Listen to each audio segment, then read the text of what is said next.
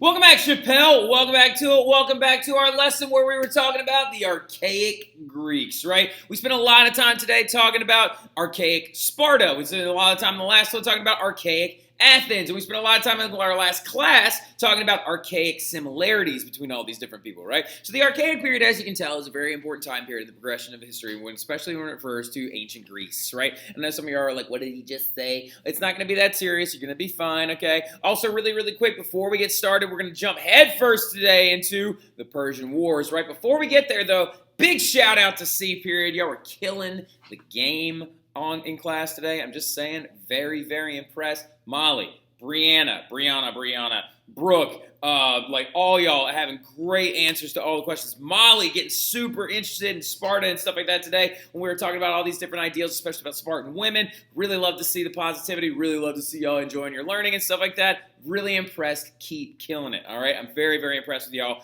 Keep up the good work, okay? Now, the big thing about it, though, is we left off in C period, and we dipped our toes into it in B period when we were talking about the Persian Wars, right? So the Persian Wars, when you're looking at them on a timeline in the grand scheme of things, in the progression of Western civilization's history, are going to be the marker of the end of the Archaic period, right? So if this is the Archaic period that we talked about, with the Dark Ages being on this side, and then later on the Classical is going to be over here, the Archaic period began with the first Olympics, right? We believe that the Archaic period began in like 742 BC with the very first Olympic Games.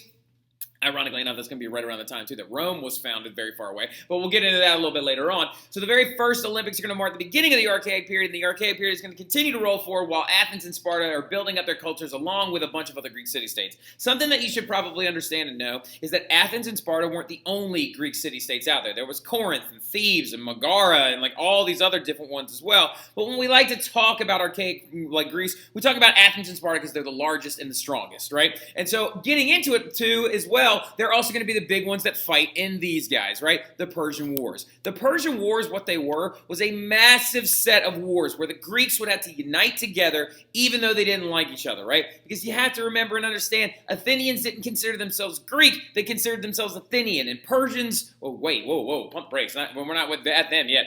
The Spartans didn't consider themselves Greek. They considered themselves Spartan, right? And they had a lot of rivalries and stuff like that. Sparta actually had an alliance at this time of a bunch of other city-states that were loyal to them and stuff. And so the big thing about it in general, though, is that they didn't like each other whatsoever, but they're going to have to unite together to try and take on a very large, very scary empire in Persia, right? Because why? Who the heck is Persia, right? Mr. Terry, who the heck's Persia? Now, the big thing about it in general is Persia, all right? Jot this down, it's very important, is ancient Iran, okay? So originally started and settled in this area over here. This is their capital city known as Persepolis, but they emanated out of this area right here near ancient Iran, right? And as you can see, they're going to spread all over the place, right? They're going to create a very large empire under this guy named Cyrus the Great and his later descendants, right? I'm telling you, right now, there's this guy named Cambyses, and Mr. Mathern loves to talk about him, right? So just randomly be like, we were talking about this guy named Cambyses from Persia. What do you remember about him? He'll tell you this weird story about cats. Now, the big thing about it, though, in general, though, is that who the heck is Persia? They're a very large empire to the east of Greece, right? Because this is Greece right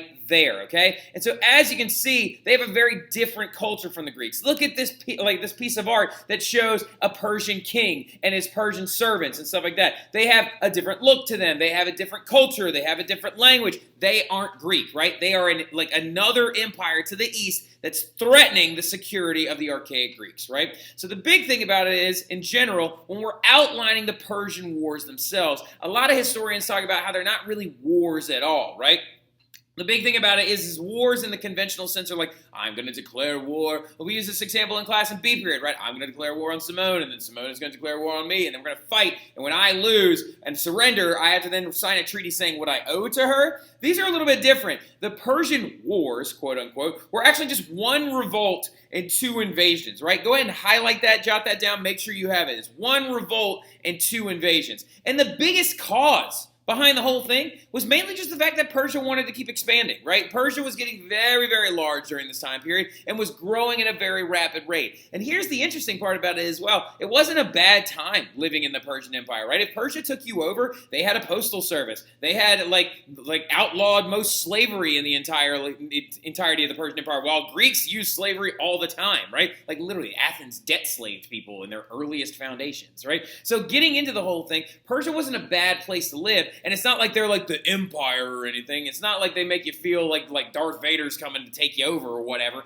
Like, it's not like that. You have to understand it's much more along the lines of like they were just a growing and expanding empire. And they had started here in this general area and were expanding in all directions into northern India, all the way over here into Turkey, into Egypt and areas like that. And they were known at the time as the Achaemenid Empire, right? And they wanted to continue expanding in this direction. And they really wanted to take over the Greeks, right? Now, when this whole thing goes down, they actually did at first take over some people who would consider themselves culturally Greek, right? So the very first Persian War. So if you need to jot this down, you totally can. But the very first war, the very first Persian War is going to be known as the Ionian Revolt, right? So it's going to happen in 499 BC, and it's going to begin to mark the later phases of the Archaic Period, right? Yeah, looking at this thing as well as like getting back into what we were just talking about in ancient Persia and stuff like that, you got to understand that there is going to be some historical bias in this, right? What historical bias is basically in a nutshell like the accounts of the Persian War that historians use to study them are written by Greeks who are very pro-Greek, right? And they're very anti-Persian, and so they make the Persians look like the bad guys and make the Greeks look like the good guys, right? Which is like not really the way it was at all, because like I said earlier, the Persians weren't necessarily bad. They were just a growing and expanding empire, and a lot of people liked living under their rule and stuff like that. Like, and don't get me wrong, like, it's a war all the same, but I'm just saying, like, in a lot of times, like, Hollywood and movies and stuff like that have made you think that one group is bad and one group is good, right? Like, so, and it's not necessarily like that. But when it actually is going down, the biggest cause to this first Ionian revolt, or this very first Persian War, first of all, we got to talk about who the heck the Ionians are, right? So what ends up happening is Persia took over Anatolia, right? And what Anatolia is all this stuff over here in orange, right? So the Persian Empire took over this and this and this and this and this and this and this, and there's this region called Ionia, right? And it's right there, okay? So this region called Ionia is also next door to Lydia and another place where they actually learned how to coin money before the Persians did, and when the Persians took them over, that's why they learned how to do it. But the big thing about it in general is when Persia takes over Anatolia, they also took over the Ionians. Wait a minute. Ionians speak Greek. Ionians trace their heritage back to founding Athens and then also having a colony set up there by the Athenians. And so the thing about it is, Ionians, if we were to go and talk to them and then go talk to a bunch of Athenians, we would consider Ionians Greek, right? Because don't forget about Greek colonization, right? The Greeks had little like settlements all over these different like sea boundaries and areas of all around the Aegean Sea. So make sure you understand that these Ionians were kind of like, they weren't necessarily, they're Greek, right? Like they're Greek by culture. And so what's going to happen in this entire ultimate irony is the fact that basically the Ionians are going to revolt against the Persians due to the fact that they just don't want to be under their rule anymore, right? And a lot of this has to do with the leaders at the time and stuff like that. But getting into it, speaking of leaders, we got to talk about the King of Persia. The King of Persia at the time was this guy named King Darius the First, okay? Darius the First was a very influential figure, also known as Darius the Great in Persia, because he was considered such a good leader. Darius the First is going to have to show up and actually quell a huge rebellion set up by the Ionians. The Ionians are going to refuse to farm for the Persians. They're going to refuse to pay taxes. They're going to refuse to fight in any war for the Persians and things like that. And they're going to demand to be freed from them. And what's going to happen in this revolt is Darius is going to have to divert a large amount of troops to it. It's going to take him a couple of years, but he crushes the revolt in and of itself. But wait a second. Why are the Ionians? Why they got ships and boats and swords and all this other stuff? Who gave them this? The Athenians did. So this is the really, really interesting little thing. The Athenians gave a bunch of weapons and stuff to the Ionians to fight the Persians, right? So what's going to end up happening from this is what Darius is going to send troops and armies over a few years to crush the rebellion. But after he crushes the rebellion and looks out upon these waters after a few years, he literally is just going to keep getting more and more upset, right? Because he feels as though the Athenians have overstepped their bounds, right? They have overstepped a little bit, and they tried to help somebody rebelling against the great Persian Empire, right? So he is very, very upset about this. And he even was so upset that according to a Greek historian by the name of Herodotus, a servant used to come up to Darius every day and whisper into his ear, "Master, remember the Athenians. Remember their betrayal," right? And so the big thing about it is Darius is upset right now because the Athenians interfered in his business, right? His business was he took over that area, and then those people started rebelling against him, and then some guy over there gave those people weapons.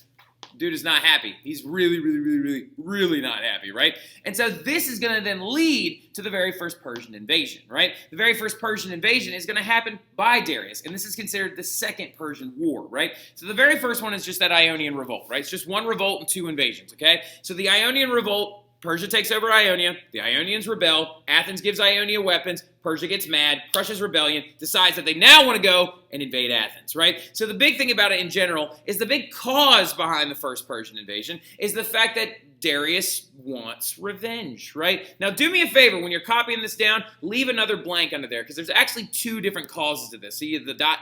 and the "and wants revenge." The ... is another thing we're going to talk about in class a little bit. But do not let me forget, okay? Do not let me forget. Be like, Mr. Terry, Mr. Terry, Mr. Terry. We got to talk about that other cause of the first Persian invasion and stuff like that. And I'll be like, okay, my bad, Emma Godoy, I got you. Now the big thing about it, though, getting into it, is that we have to understand that Darius wants revenge, so he decides to launch a huge land invasion, and he's coming for Athens, right? He's coming for Athens. He threatens Sparta at one point. He threatens Sparta, and he's like, look, once I take over Athens, I'm going to come take over you. You might as well surrender now.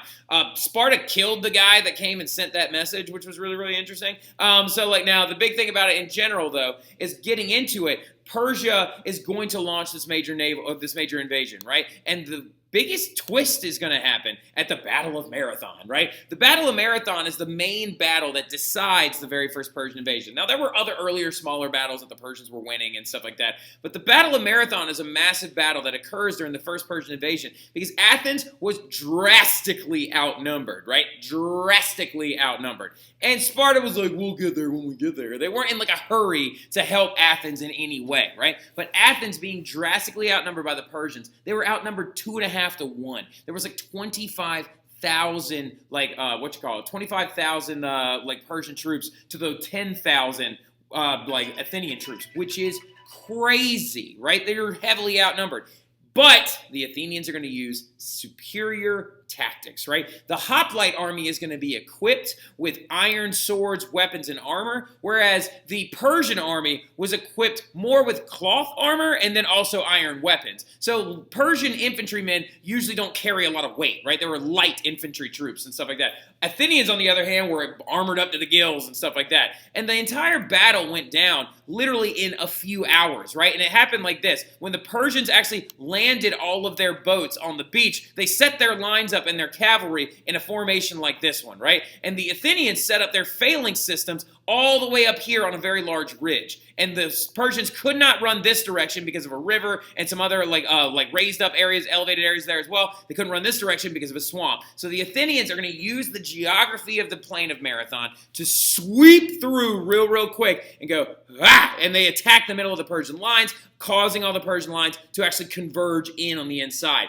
The Athenians are then going to envelop them, right? And as you can tell, the Athenians heavily outnumbered, right? But the Athenians are going to envelop the Persian army and force them to retreat, right? Which is a major moment in history. That's crazy. And one of the biggest stories about the Battle of Marathon, the outnumbered Athenians beating the Persian army in the first Persian invasion and sending them home packing and stuff like that, is going to be the story of a man by the name of Phytopedes, right? So Phytopedes is going to be very important. Phytopedes is on your test. Phytopedes is literally a funny little figure that we love to talk about. The guy was a fantastic runner, right? Because you have to understand he relates to where was Sparta, all this other stuff, right? So Phytopedes, the whole idea behind his story is he was a runner, right? He was a runner and a courier. He would carry message jizz from one place to another and stuff like that. So in the long run, what had to end up happening, before the first Persian invasion, before the Battle of Marathon, Phytopedes apparently ran like something like over 100 miles or whatever to go to get Sparta and like tell them,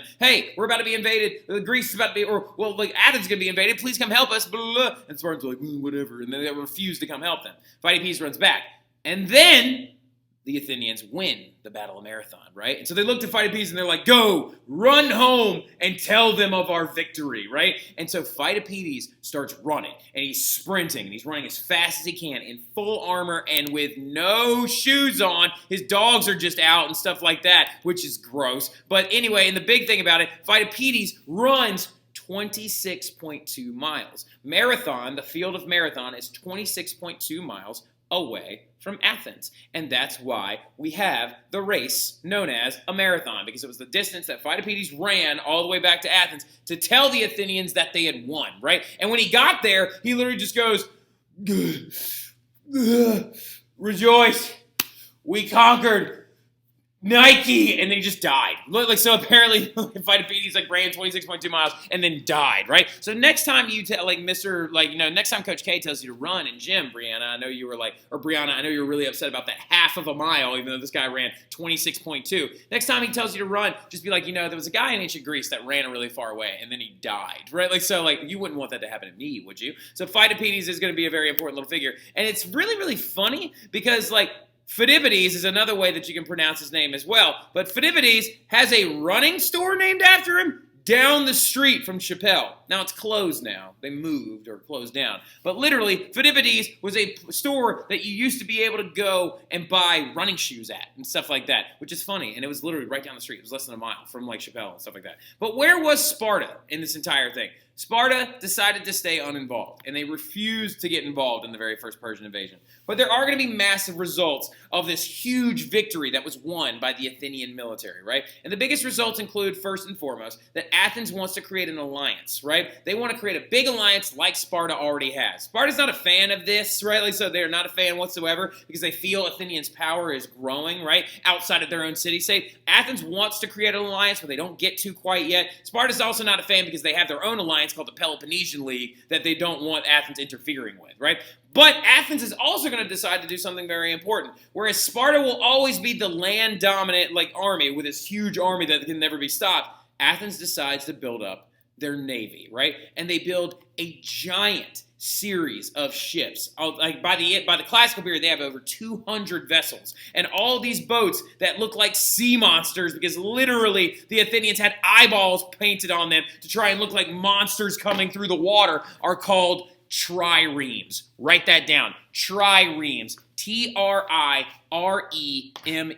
That is what this type of boat is called, a trireme, right? And it actually refers to the rows of oars and the rudders, all right? Triremes were their ships of war, right? And it's going to be a very effective tool that the Athenians use in later wars to actually destroy enemy armies and actually show up and really, really get serious. Triremes are also really, really intense because this is how they actually fought other people. Because you're probably thinking to yourself a little bit, like, how the heck does a boat in, like, 1000 BC fight another boat and like win, right? Like, so like they don't have like guns and cannons and stuff. They don't. You're right. What they do is, you see this guy right here on the front? That right there is a bronze battering ram, and it sat underneath the water. This is actually one that's like very, very old that we have found on the bottom of the Aegean Sea and stuff like that. And literally, what you would do is you would actually row the boat into the other boat and use this ram to go and pop it, right? Like so, and literally pop it and sink the boat to the bottom.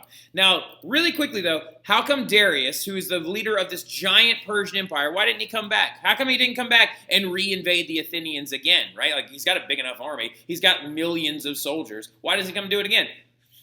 Well, the thing is that he had another little rebellion he had to deal with, and then he died. Right? Like, so, like, yeah, so Darius the First actually died in, I think, 482 BC. 484 BC. Dang it, I was close. And then his son is going to take over, right? Now, his son is a funny little figure, and his son is named this, right? And that's a 1. It's not another exclamation mark, okay? It's Xerxes the First, okay? Say it with me. Xerxes, okay? Say it with me one more time. Xerxes. We're going to say it upside down again.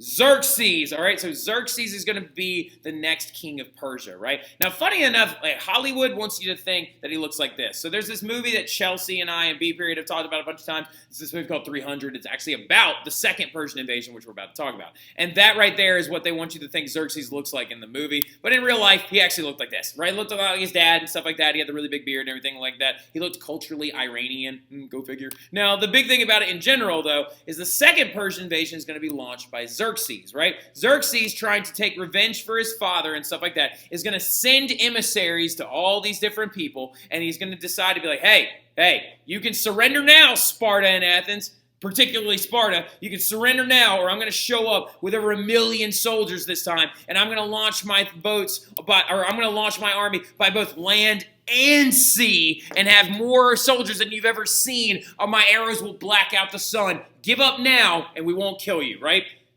Sparta's going to do this.